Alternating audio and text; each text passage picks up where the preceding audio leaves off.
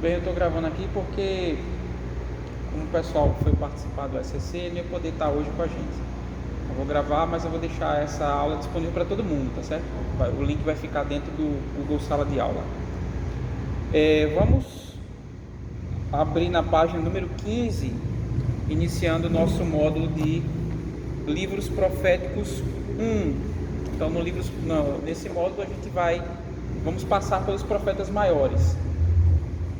Assim, como é muito material, só Isaías vai tomar metade do curso, praticamente, metade do módulo. São cinco lições só sobre Isaías. Então a gente vai tentar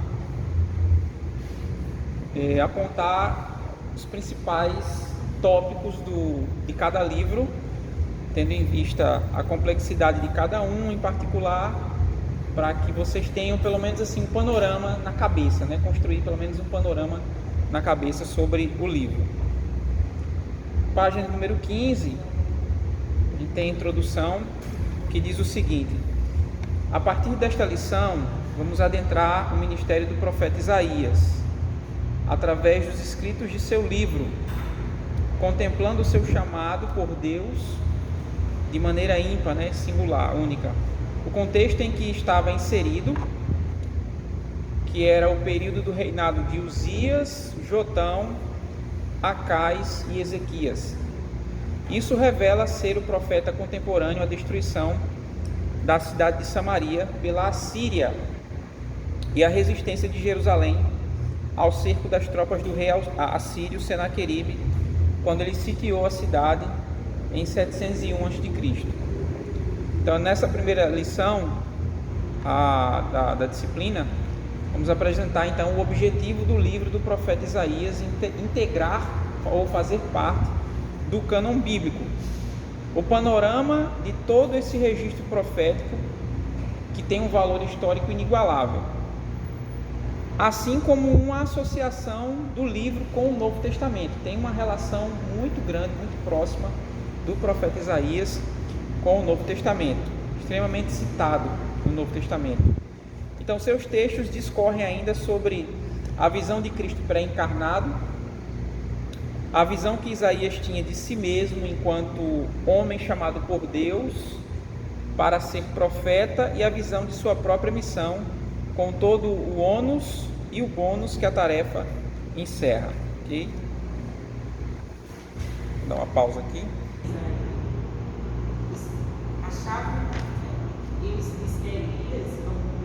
Isso. Parece confuso, né? Mas é justamente porque existia a crença de que, de alguma forma, porque todo mundo sabe que Elias não morreu, verdade? Ele foi trasladado aos céus.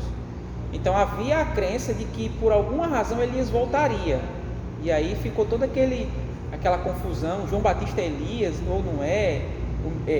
Esse Jesus é Elias, não é? Estão dizendo isso de mim. Então havia essa preocupação. Por que eu estou dizendo isso?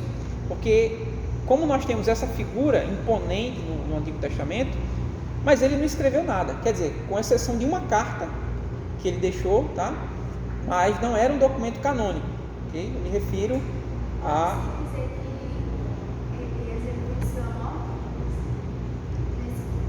Sim, não morreu, venceu a morte, não passou por ela, pelo processo da morte.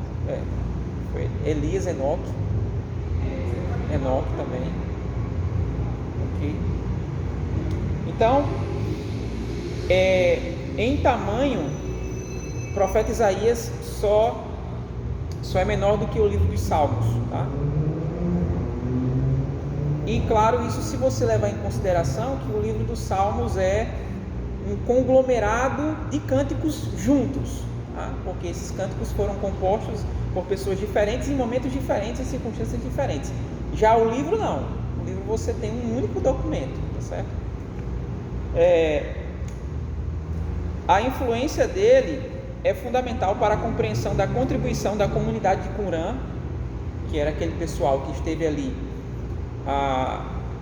já a partir da época do período dos 400 anos, tá? Então esse pessoal de Qumran eles já pegam ali o final desse período de 400 anos, tá? Que é anterior à chegada de Jesus. Então, quando Jesus veio ao mundo, provavelmente essa comunidade já não existia mais, quando Jesus chegou na Judéia, em Nazaré, tá certo?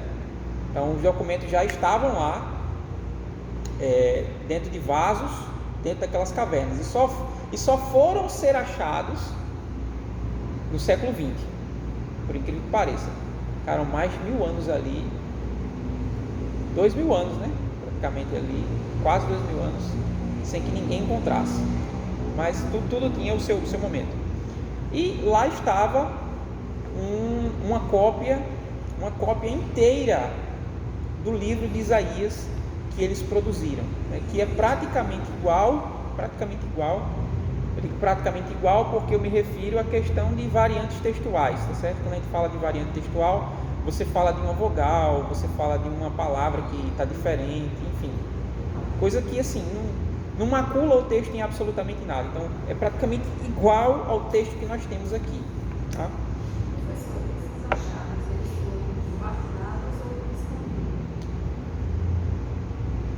Eles foram escondidos, no caso, pelo público original, né, que produziu, é isso?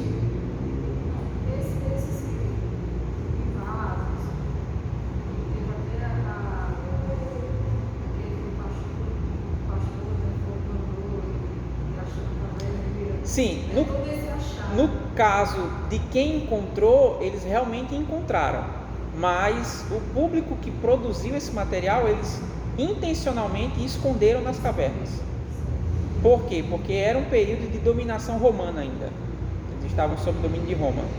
Então, foi o período de transição do período da dominação grega para a dominação romana. Então, como era um período de muita turbulência, muitas guerras, muitas revoltas, eles esconderam todos esses documentos, certo?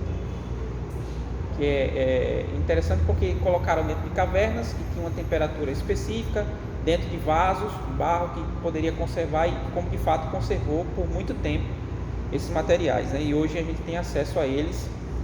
Uma boa parte, tem muita coisa que não foi traduzido, nada, nem foi mexida ainda, mas já tem algumas coisas já publicadas na internet, você pode ter acesso. O próprio rolo de Isaías está disponível, existe um site só para ele, para você consultar o manuscrito. E claro, se você souber hebraico, você consegue ler. Para isso precisa ser alfabetizado em hebraico, mas está em alta resolução e você consegue consultar. Você vê até as ranhuras do couro do animal, os relevos do couro, tá? Outra coisa, ele é considerado a questão do impacto que esse documento produziu no Novo Testamento. São mais de 400 citações, ou seja, o Novo Testamento citando o profeta Isaías cerca de 400 vezes.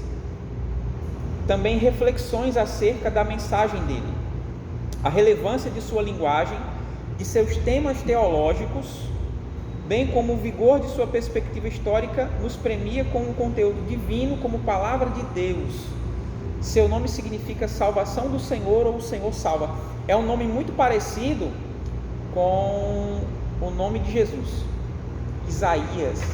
Quando você parte para o português, parece não ter conexão nenhuma, né? Isaías, Jesus, parecem ser dois nomes bem diferentes, né? Mas quando você olha para o hebraico, eles têm a mesma raiz. Por isso o significado é parecido, né? O Senhor salva, o Senhor é salvação. Tá vendo aqui? Eles têm a mesma raiz na língua hebraica. Amém, irmã Deise? Que seria Yeshá, Yahu e Yeshua. Tá vendo como é muito parecido a sonoridade? Então usam as mesmas raízes, tá certo? As mesmas 3 palavras que compõem os nomes, com alguma variação. Isaías, ele era da aristocracia, tá certo? Era da elite, da nobreza. A família dele era influente, até onde se sabe. Razão porque ele tinha contato, tinha acesso ao rei. Foi conselheiro de relações exteriores do reino de Judá, o reino do sul. E o livro é uma coletânea de oráculos, são várias profecias, não só acerca do povo de Judá, mas sobre outras nações, tá certo? Os profetas, como a gente já vimos aqui em módulos anteriores, vocês não, porque vocês chegaram mais recentemente e não viram os módulos anteriores, mas quando Deus se utiliza dos seus profetas, Ele não só fala para o seu povo, Ele fala para outras nações também. O que é importante a gente perceber que de alguma forma Deus está sinalizando para o público gentil que Ele se importa com essas nações. Ele frequentemente levanta profetas. Foi assim com Isaías, foi assim com Jeremias, foi assim com Ezequiel. Levantou profetas para falar não só acerca dos pecados do seu próprio povo, mas também contra pecados de outras nações, como foi a própria Síria, a própria Babilônia, Tiro, Sidom, que eram nações assim extremamente idólatras, pagãs, que eram imersas na feitiçaria. E vamos lembrar do caso do profeta Jonas, que Deus enviou Jonas a Nínive, capital da Síria, né, com uma mensagem de arrependimento. Ou o povo se arrependia, ou o juízo viria. Claro que Jonas estava torcendo, estava fazendo figa assim, para o fogo cair do céu e consumir o povo, mas não foi. E eu também penso que Deus mandou Jonas para lá propositalmente, ou seja, para tratar também com o profeta. Ele queria, ao mesmo tempo que ele queria alcançar o povo com conversão, com arrependimento, mas ele também queria tratar o profeta, mostrar para Jonas que ele não era só misericordioso com o povo da aliança, com o povo dele, mas ele também exercia misericórdia com outras nações, que o próprio Deus vai dizer lá no livro, que não sabem discernir entre a mão direita e a esquerda. Ou seja, se eu for comparar esse povo com o povo de Israel, com os judeus, com vocês, eles não sabem discernir entre a mão direita e a esquerda. Vocês têm a mim, vocês têm os patriarcas, vocês têm a lei, mas esse povo, eles têm o quê? E aí Deus usa a situação para poder tratar com o profeta. Então Isaías também é um bom exemplo de alguém que Deus usa para falar a outras nações, para trazer uma mensagem de arrependimento, mas também de juízo e de justiça da parte de Deus. O autor do livro, né, nós cremos, toda a ortodoxia defende a autoria integral do livro por Isaías, tá? Mas existem algumas teses que defendem, por exemplo, um segundo autor, que eles vão chamar de Deutero-Isaías, o segundo Isaías, tá? Tem outros que defendem um terceiro autor, um Trito-Isaías, ou seja, então, para esses pensadores, são todos teólogos, tá? Não sei se são todos crentes, mas são teólogos. Eles dizem o seguinte, que existem diferenças muito grandes entre esses três principais blocos. O primeiro bloco seria do capítulo 1 até o versículo 39, que aí seria considerado o texto do Isaías original, vamos dizer assim, que viveu em Judá nessa época aqui, tá certo? Um ministério bem longo aí, de aproximadamente 40 anos, tá? E eles alegam que a mudança na linguagem, nos temas, seria um indicador de que não poderia ser Isaías. Até porque como é que ele vive num momento em que Judá ainda é uma nação, Israel ainda Jerusalém ainda existe, Judá ainda é uma nação, com um rei, e ele já está falando de coisas próprias do cativeiro, como se o povo já tivesse no cativeiro. Então, no entendimento desses estudiosos, o Isaías original não poderia estar falando de uma coisa que não aconteceu ainda. Quando no próprio livro Isaías vai dizer que Deus anuncia o fim antes do começo. Então, assim, na mentalidade deles, é inconcebível que esse seja o mesmo autor. Não pode ser o mesmo autor, é um autor diferente, é alguém que viveu na época do cativeiro babilônico, certo? Então eles usam esses argumentos gente sabe que tem um pé do liberalismo teológico nisso, tá certo? Por quê? Porque na perspectiva liberal, o que você não consegue explicar de forma lógica e racional não pode ser aceito. Então, nesse caso, o que é que não pode ser aceito? A autoria original, integral do livro por um único autor, ou seja, o Isaías original, certo? Então, por conta dessas mudanças de temas, de argumentação, em alguns casos até de estilo, eles entendem, e aí é problema deles, não tem nada a ver com isso, que não poderia ser o mesmo autor, tá certo? Mas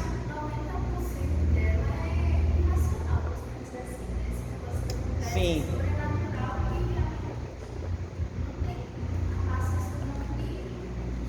eles não fazem isso só com Isaías, não, com uma série de outros textos também.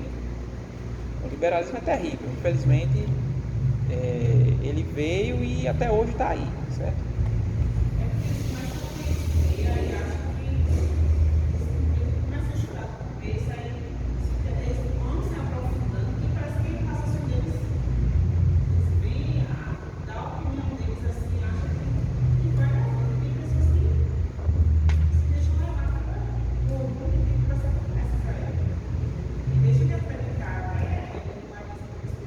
Sim.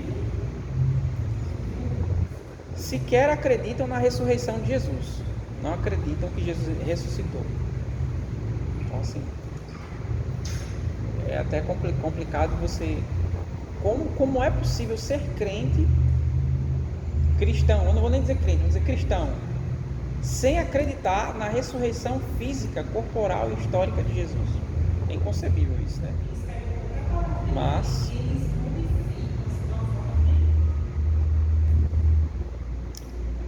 aí ele explica aqui nesse tópico da autoria, mas eu vou passar aqui para o tema e a mensagem, tá? Quando ele foi convocado, o profeta, para representar a corte celestial junto à corte terrena de Jerusalém, o profeta descobriu, para sua própria consternação, que Deus não estava enviando para salvar, mas para endurecer os corações impenitentes. Então Isaías é visto como um profeta do endurecimento. Ele trazia uma mensagem não com o objetivo de trazer arrependimento, mas para trazer mais endurecimento ao coração do povo. E as palavras de Isaías, elas vão ser repetidas por Jesus quando ele ensinava. Inicialmente ele ensinava mais abertamente, aí ele começa a sofrer resistência, represália, começam a questionar a legitimidade do ensino dele, a autoridade. Com que autoridade você ensina?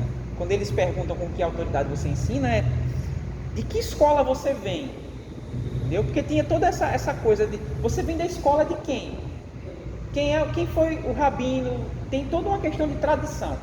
Então, como eles não sabiam qual era a origem de Jesus, diante daquilo que ele estava fazendo, ou seja, curando cego, fazendo paralítico andar, fazendo surdo ouvir, expulsando demônios, que provavelmente era uma coisa que estava difícil de se ver, não difícil de se ver pessoas endemoniadas, mas difícil de se ver alguém que tinha autoridade para expulsar demônios. E quando eles começam a ver tudo isso, eles começam então a questionar Jesus.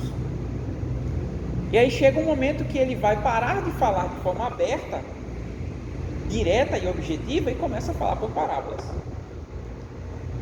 E aí eu vou perguntar, mas por que você fala por parábolas? Aí ele vai citar o profeta Isaías: para que vendo não vejam, e para que ouvindo não ouçam, e não compreendam. Okay? Então, eu não tenho como, eu sou arminiano, tá? Arminiano. Creio que salvação pode ser perdida, mas não tem como negar que há um propósito da parte de Deus de endurecer Israel por nossa causa. Não permitir que eles enxergassem a verdade, o Messias, mesmo diante de tantos sinais. Eles ficaram cegos, para que nós pudéssemos receber a salvação.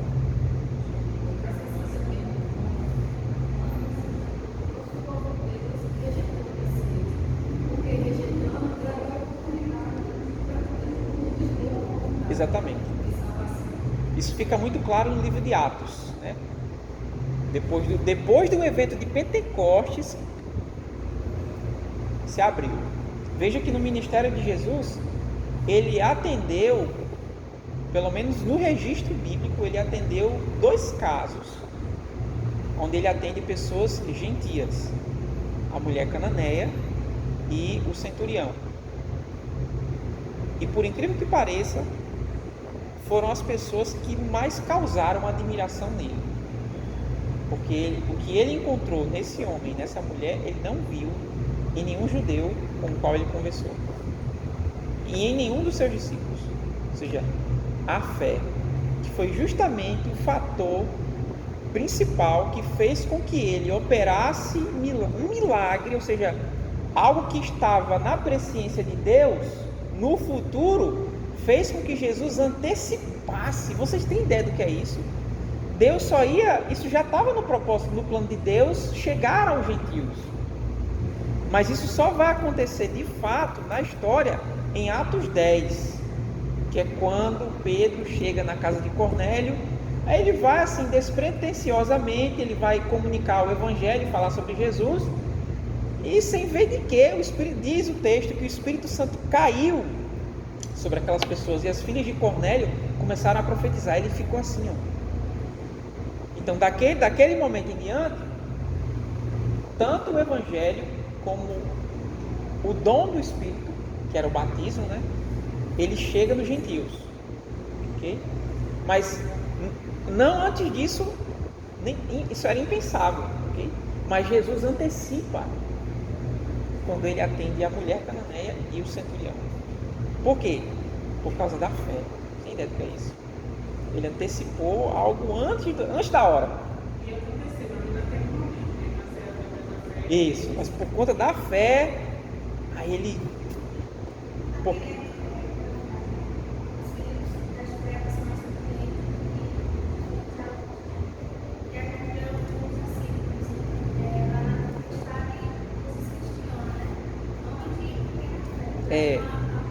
E foram várias vezes, né? Não foi uma nem duas que ele disse que a fé deles era pequena, né? Mas, e no primeiro contato que essas pessoas têm com ele, já desperta em Jesus exatamente o que ele esperava. Então, isso fez com que ele atendesse aquelas pessoas. Voltando à questão do tema e da mensagem, sobre a questão do endurecimento. Então, a mensagem de Isaías mostra que o povo havia perdido a perspectiva de justiça. E justiça aqui é a justiça que a gente conhece, a justiça da questão social, moral, tudo aquilo que envolve, que estrutura uma sociedade, tá certo? Os ricos oprimindo os pobres, tá certo? Os juízes fechando os olhos para fazer a justiça de forma correta. Aí ele fala, perderam a perspectiva da justiça, amor e paz. E também exorta os piedosos a buscarem o Senhor, a aguardarem pelo reino de Deus e a experimentarem paz celestial e agirem com fé nos atos divinos de redenção.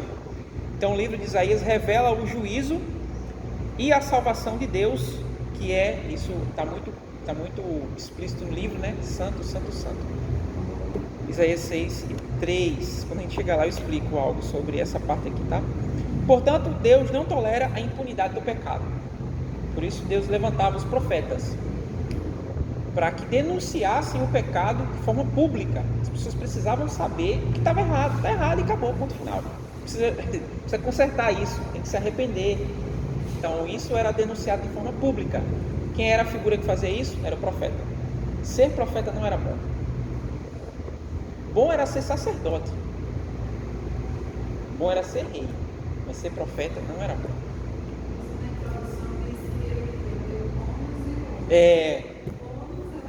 Isso. O ônus, meu amigo, é um status, né? Só bota lá no Instagram, no Facebook, no YouTube. Agenda aberta 2023. Vem pra cá. Existe o dom de profecia. Tem o dom de profeta.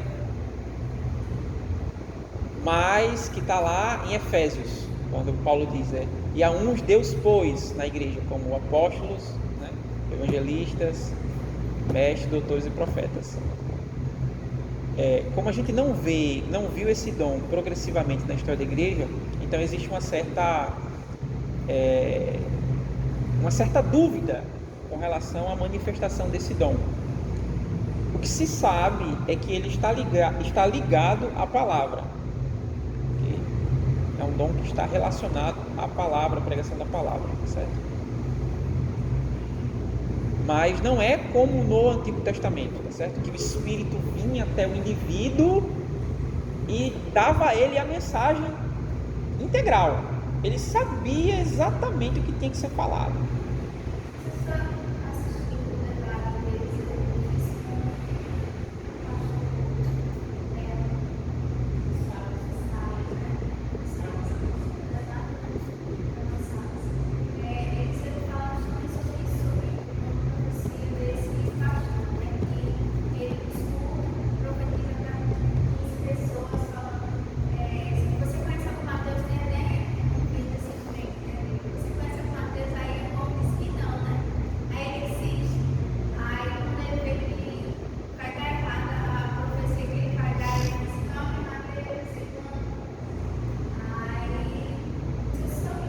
Não vi.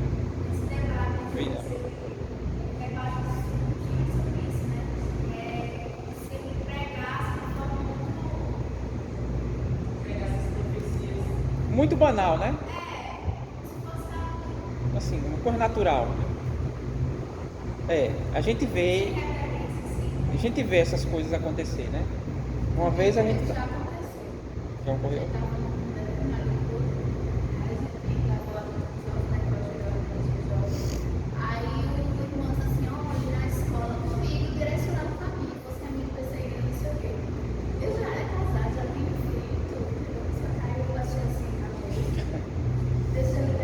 Entendendo tudo, né? É complicado.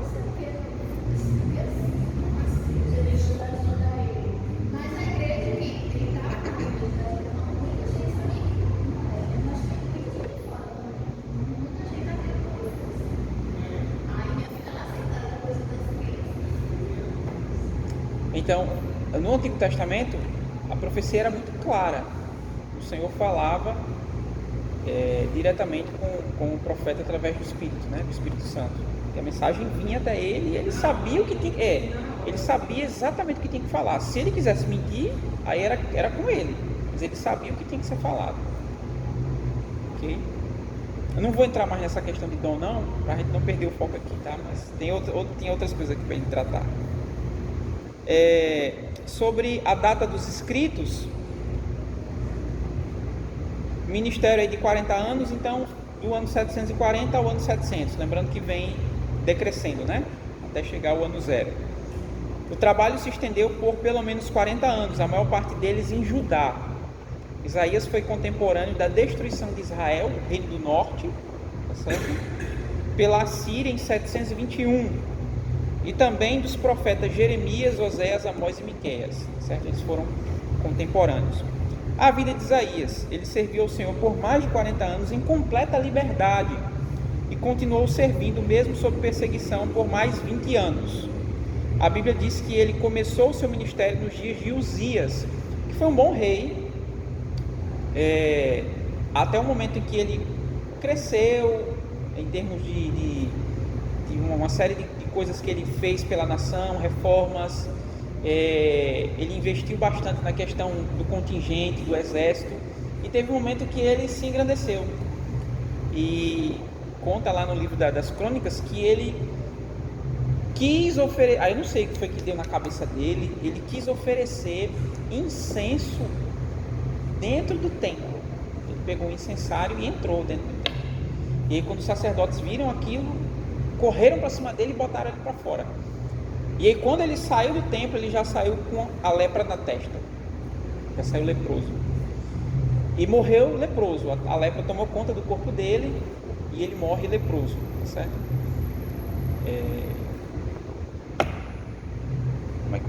Começou bem, né? Começou muito bem. Foi um bom rei do do reino de Judá, mas deu alguma coisa nele, não sei se foi vaidade, orgulho, porque realmente o governo dele foi muito bom, foi um governo próspero, um governo estável, de muita estabilidade, e de repente dá uma loucura nele e ele quer agora oferecer incenso.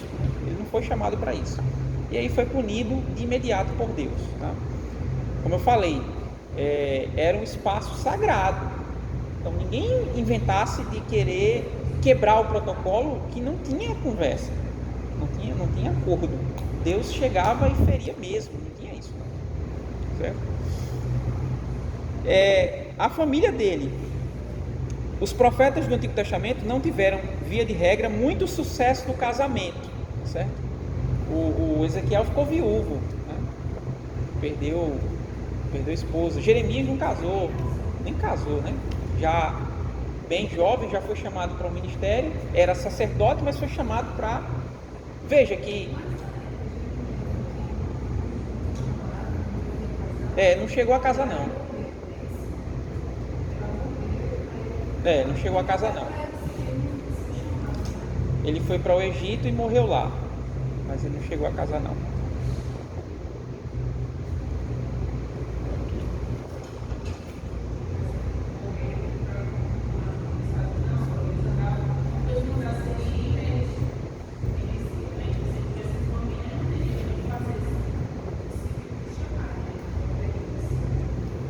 Então veja que Deus poderia chamar qualquer pessoa para o ministério profético. Não tinha critério. O critério era, claro, ser alguém que temia a Deus, em primeiro lugar, né? E ser chamado por Ele. Então assim, não tinha um critério objetivo. Ele chegava aí, você vai ser profeta. Não é, a pessoa não se fazia, né, e nem tinha um critério objetivo. Era Deus que chegava e podia chamar a pessoa de qualquer camada da sociedade. Então ele chamou pessoas que eram sacerdotes, como foi Jeremias e Ezequiel, e chamou pessoas que trabalhavam na terra, eram agricultores, eram criadores de animais, certo? Então não tinha um critério, Deus chamava e acabou, tinha que vir. Você não vê assim um chamado como esses aqui, né? Mas ele acabou se tornando um profeta por conta de todas as experiências que ele viveu e porque sobre ele também repousava o Espírito de Deus. Tanto que ele vai dividir desse Espírito que estava sobre ele com 70 homens. Ele vai passar dessa sabedoria do Espírito que habitava nele com esses 70 homens. Então, nesse sentido, como ele também lidava diretamente com a palavra de Deus escrita, né, nas pedras e nos registros que ele mesmo produziu a partir da revelação original, também a questão da ligação muito próxima dele com Deus, de Deus falar com ele e ele poder ter acesso a Deus. Então, por conta disso, ele também era considerado um profeta, né? E porque transmitia os oráculos de Deus para o povo. Não é isso que o profeta faz? Ele recebe de Deus a mensagem e transmite. Moisés fazia isso. Isso. Aí, no caso, Moisés representou Deus e Arão representou Moisés como profeta, né? Fizeram a mudança lá, a troca.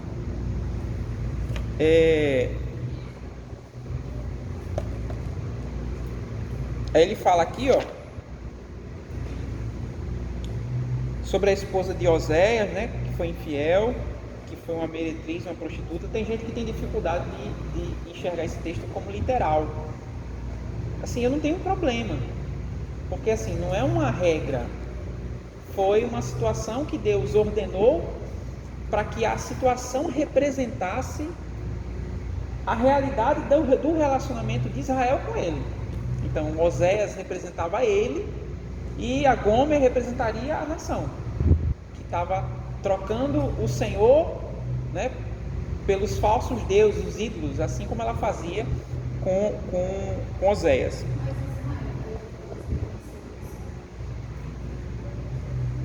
Olha, havia momentos que sim e que não. Sim e não. E geralmente o sim era quando alguma coisa ruim acontecia. Fome, pragas, a iminência de uma invasão de algum exército, a opressão por alguns inimigos. Então, nesses momentos, muito parecido com a gente, né?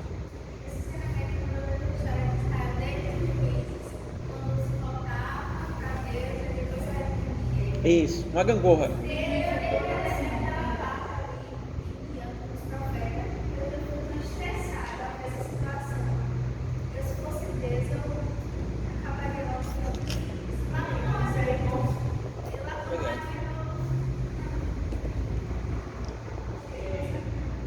Eles viam o milagre de Deus acontecendo ali, mas ao mesmo tempo eles se rebelavam contra Deus, né? Às vezes a gente tem que nem homens. A gente vai entender Pois é, e isso aí a gente não vê, né? Ou tem mais dificuldade para ver, né? Aí ele diz que a esposa de Ezequiel morreu, a de Jeremias não foi permitido casar. Isaías, em contraste, casou-se com a profetisa, com quem teve 2 filhos, que foram os recursos visuais de sua mensagem. Um filho foi chamado Um Resto Volverá, Isaías 7,3. Esse nome é a sinopse dos capítulos 40 a 66, que predizem o retorno dos israelitas do cativeiro babilônico e a restauração do relacionamento da nação de Israel com Deus. Então veja, Isaías já está prevendo uma coisa que ainda nem aconteceu. Já está prevendo que o povo vai voltar do cativeiro sem que eles nem ainda estivessem cativos, tá certo? Por isso que dizem que esses capítulos aqui não podem ter sido escritos por Isaías, o original, tá? Mas assim, a gente sabe que se é Deus que está revelando isso para ele, né? Também então a mensagem do profeta também antecipava coisas do futuro para o presente. Okay? O outro filho de Isaías recebeu o nome Rápido Despojo, Presa Segura, Isaías 8,3, e serve de confirmação da mensagem dos capítulos de 1 a 39, que proclama o julgamento de Deus sobre seu povo. Então até o nome dos filhos tinha a ver ali com a situação, certo? E o ministério dele, que abertamente repreendeu reis, multidões rebeldes, é conhecido como um profeta corajoso. Falou para o rei Acais, que sua vida estava fatigando a Deus, Isaías 7,3, e admoestou o rei Ezequias a que pusesse sua casa em ordem, porque iria morrer. Veja, essa situação do rei Ezequias é bem assim, como é que eu diria? Interessante, não sei se é essa palavra, mas é algo que me faz pensar muitas vezes sobre como eu oro. Porque Paulo diz que a gente não sabe orar como convém, e é aí que o Espírito Santo atua, nos ajudando nessas questões, nas nossas fraquezas, porque a gente não sabe pedir a Deus aquilo que é segundo a vontade dele. E aí eu vejo uma situação onde Deus, ele se coloca como condescendente, ou seja, ele se permite voltar atrás a partir da argumentação de um servo dele, mesmo ele sabendo do que vai acontecer lá na frente. Olha, veja como é interessante. E aí vocês conhecem a história, né? Ele ouviu a mensagem, aí ele entendeu que talvez não fosse bem assim o momento de Deus levar ele, e ele vai orar e vai colocar dentro de Deus aquilo que ele fez, que andou nos caminhos do Senhor, que foi reto, enfim, ele foi mostrar a história da vida dele, a biografia dele. Por alguma razão, Deus resolveu atender. Então são coisas que a gente não entende bem assim. por que Deus voltou atrás? Se ele sabia que não ia terminar bem? Ou será que, no fundo, a intenção dele era que isso realmente acontecesse? Né? Você fica meio... É assim, foge um pouco do seu controle, sabe? A situação. Mas o ponto que eu quero chegar, por ter tocado nessa história dele, é que Deus decretou a sentença dele, ele foi orar, mostrando que tinha servido a Deus, que tinha sido fiel, tinha dado nos caminhos dele, e Deus, Isaías, volta e diz a ele que ele vai viver mais 15 anos. Ainda deu um sinal, né, que faria a sombra do relógio retroceder 10 graus. Ok, o tempo se passou e aí ele resolveu, ele estava tão feliz com o que tinha acontecido, que recebeu uma visita do pessoal da Babilônia, né? Os príncipes da Babilônia, e vieram trazer presentes para ele, porque souberam que ele estava doente e que tinha melhorado, assim, misteriosamente melhorou. E aí vieram oferecer presentes, e aí ele estava tão feliz que todo mundo venha para cá, vamos banquetear, e olha, eu vou mostrar tudo, não vou esconder nada de vocês. Aí saiu mostrando tudo, onde botava os tesouros do rei, as armas, os escudos, tudo, as especiarias, mostrou tudo. Aí o profeta chegou, o que está acontecendo aqui? Não, pessoal, veio a embaixada da Babilônia aqui. Sim, o que aconteceu? O que é que você mostrou? Eu mostrei tudo, não escondi nada. E aí ele deu outra mensagem para ele, né? Que por conta daquela ação dele, por conta da atitude dele, não ficaria nada ali que não seria levado por eles. E só que aí no final o rei Ezequias ainda disse: olha, essa palavra é boa, porque não vai acontecer na minha gestão, isso vai acontecer depois. Então, mas assim, o fato é que ele poderia ter ido naquela hora, por alguma razão ele não quis aceitar que aquilo era a vontade de Deus para ele. Mas ele partiu sabendo o que ia acontecer, não só com Judá, mas com os filhos dele. Partiu ciente do que ia acontecer. Então, às vezes, quando eu vou colocar alguma coisa diante de Deus, assim, que eu vou orar, eu me lembro dessa história aqui. Meu Deus, será que me ajude? Será que o que eu estou orando está dentro da tua vontade? É complicado isso. É bem difícil a gente saber isso. Tem a Bíblia e também a nossa própria comunhão com Deus, mas é sempre um assunto muito delicado entender se a gente está no caminho certo. Realmente, e quando eu lembro da história dele, eu fico, me ajude, Senhor, me ajude para não fazer uma coisa aqui errada e depois acontecer como aconteceu com ele. Bom, algumas especificidades do livro, vamos tentar avançar um pouquinho. Página 19. O objetivo do livro é advertir seriamente para a condição de pecado do povo de Israel e informá-los sobre o julgamento de Deus. Alguém leia, por favor, 1:26 de Isaías. Isaías 1:26.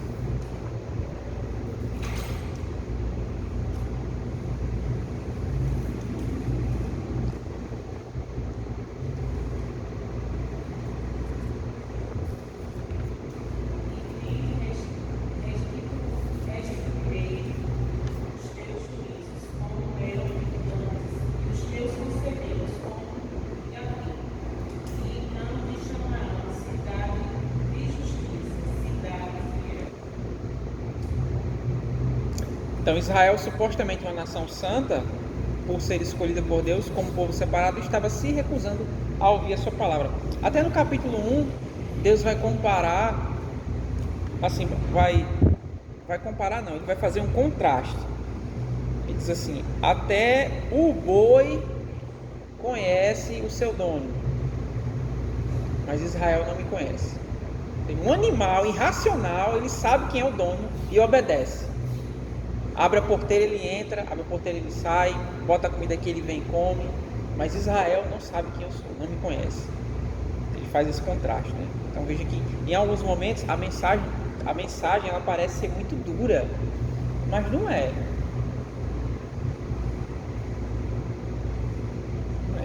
O que às vezes parece ser muito duro, não é, porque às vezes eu é que fui criado de um jeito assim, eu digo no nosso contexto, né? Fui formado um tipo de crente muito melindroso, muito cheio de manha, e aí quando vem, qualquer coisa, meu Deus, sabe? Mas não, a palavra é isso mesmo, não tem? Aí, às vezes, outras pessoas que já passaram pelo processo, não, isso aí é quem está precisando, não, mas ele precisa de estar crescendo. Não, Desse jeito.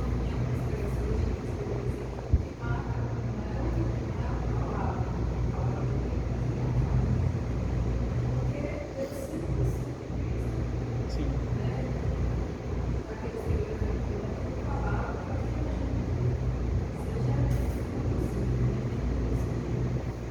Verdade. Desse jeito. Pois é, era o que acontecia com Jesus. Ele só dizia a verdade. E aí quando ele fazia isso, dividia o povo. Porque tinha gente que não queria ouvir. Exatamente.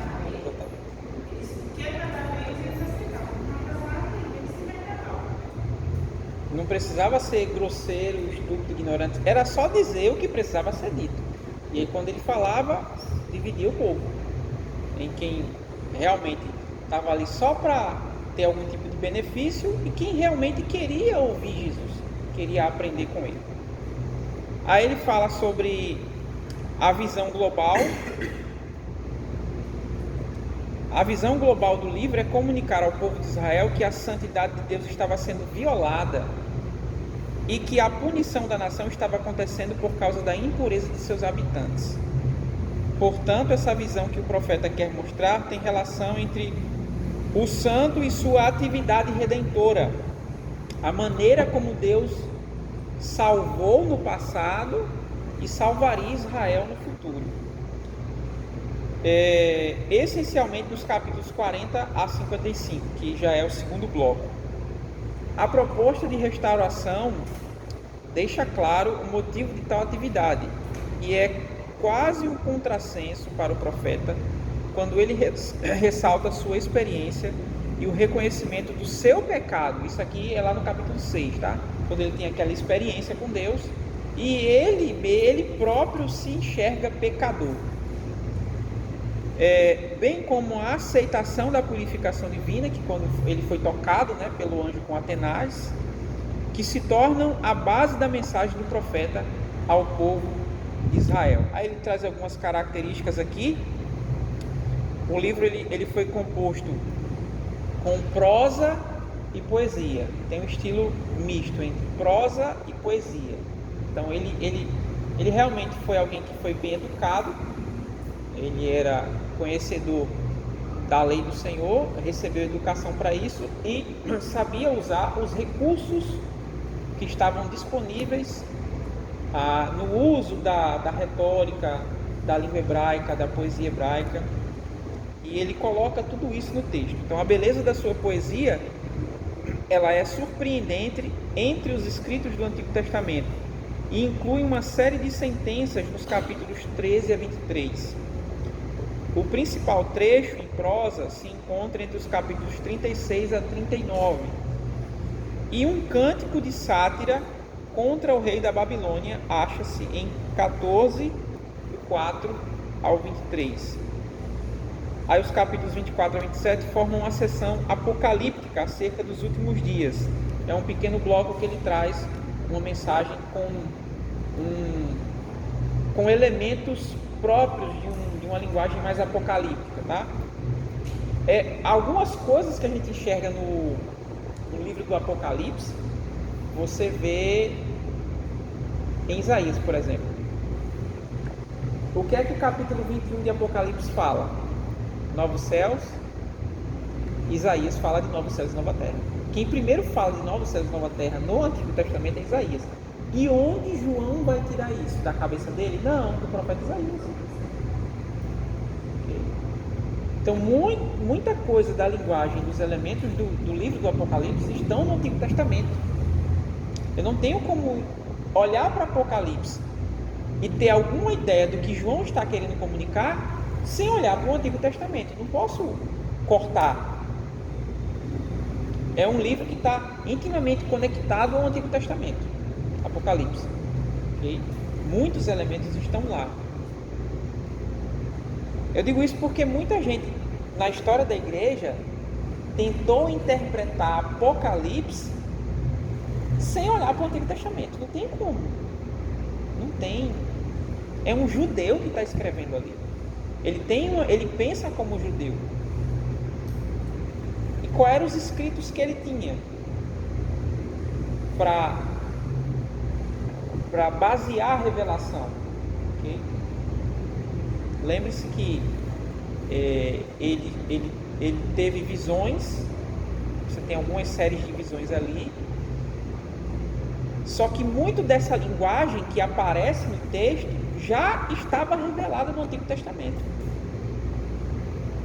Daquelas pragas que acontecem lá, pelo menos 3, aconteceram no Egito. Das pragas que ocorrem lá no Apocalipse, pelo menos 3 iguaizinhas aconteceram no Egito. Então assim, muito dos recursos que ele usa está lá. Não tem como interpretar sem olhar para o Antigo Testamento, então. O Cântico da Vinha, que está lá no capítulo 5, do 1 ao 7, começa com a declaração de amor, em que o profeta retrata um relacionamento entre Deus e Israel. Então é tipo uma parábola que ele conta, só que em forma de cântico, para contar sobre o relacionamento de Deus com Israel.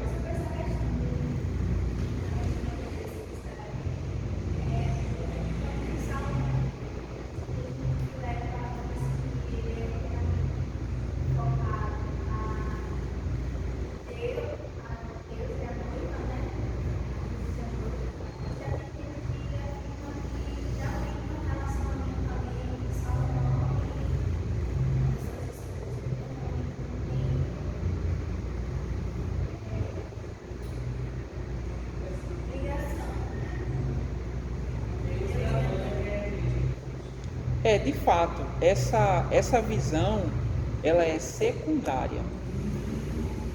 Realmente, o texto, ele trata de um relacionamento humano entre um homem e uma mulher.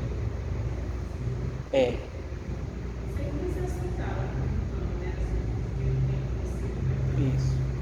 Assim como o livro de Esther, que é como que fosse assim, uma história meio que paralela.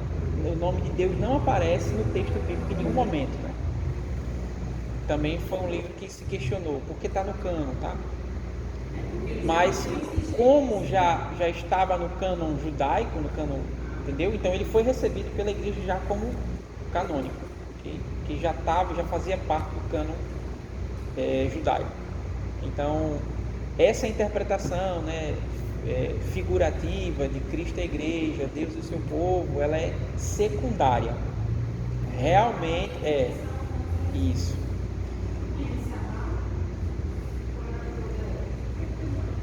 Assim, existem várias, ele chama de sunamita, né? Mas ali pode ser um codinome, pode não ser o nome dela de verdade, enfim. Não, pode ser um pseudônimo, né, que o pessoal fala, né? A gente não sabe nem se é Salomão mesmo, ou se é Salomão contando um relato. Assim, é bem complexo a questão do que de fato seria isso. Mas o fato não é um texto que dá para espiritualizar, porque ele realmente é mais forte, porque tem muita poesia ali, né? Ele é mais forte quando você olha para o texto no hebraico. Aí tem coisas ali que são bem, sabe? A tradução alivia bastante. Eu vi até que você estava falando assim, né? E assim, é bem pesado, assim, né? Você vê que alguns versos, Isso, espiritualiza, exatamente. A gente faz isso. Mas o fato é que o texto ele tem o seu próprio sentido, né? Exatamente.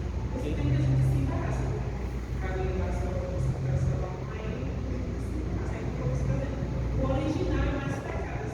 É, Esse aqui, a alegria, mas aí não é só o filho que vive muito aquele. claro, a gente pode pegar partes do texto com responsabilidade e fazer uma comparação, ok? Mas dizer que isso é isso, não. Não. Isso aqui é isso. Mas a gente pode tirar alguma verdade, algum princípio daqui em termos de comparação.